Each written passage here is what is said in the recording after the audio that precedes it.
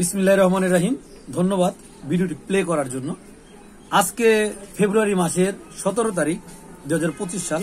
তো এই মুহূর্তে আমাদের বাংলাদেশের আমাদের মানিকগঞ্জ অঞ্চলের সকলেই ধান বোনা শুরু করে দিয়েছেন। তো যারা যারা ধান বুনছেন তো তাদের জন্য আমি আজকে একটু কথা বলবো ধানের আগাছানাশক নিয়ে।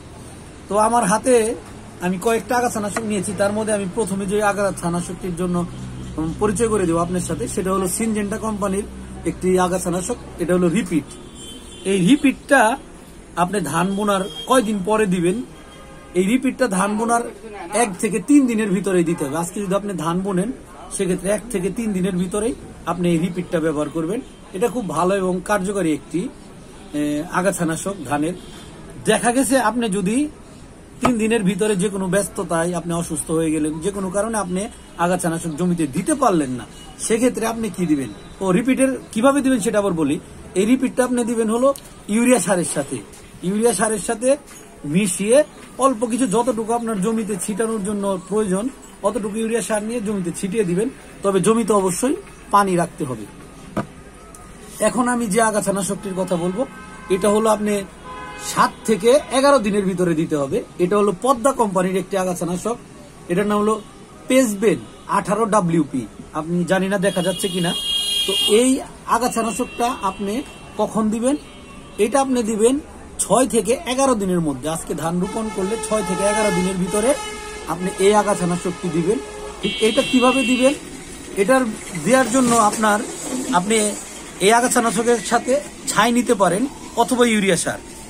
এবং এই আগাছানাশকটা দেওয়ার সময় আপনার জমিতে 2 থেকে আড়াই ইঞ্চি পরিমাণ পানি রাখতে হবে। এটা পানি রাখার পরে এবং এই পানিটা 3 দিন, সর্বনিম্ন 3 দিন জমিতে ধরে রাখতে হবে। এটা হলো গেল। এরপরে আরেকটা যে কথা বলবো এটা হচ্ছে অটো ক্রপ কেয়ার কোম্পানির গ্রানাইট।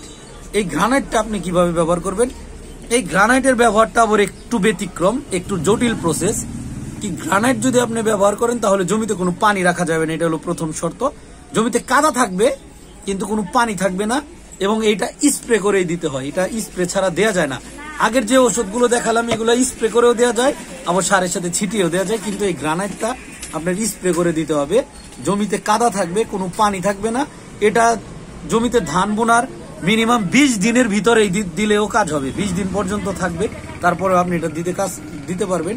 এটা 0.5 মিলি 0.5 মিলি ওষুধ 16 লিটার পানিতে মিশিয়ে 5 শতক জমির জন্য আপনি এটা স্প্রে করে দিবেন। এবং পরবর্তীতে এইভাবে আপনার যত দাম লাগে তত দামে আপনি এটা ব্যবহার করবেন। এই হলো আজকের আমার ভিডিওতে আমি আপনাদের সাথে কিছু পরিচয় করে দিলাম। আপনাদের সকলকে ধন্যবাদ ভিডিওটি দেখার জন্য।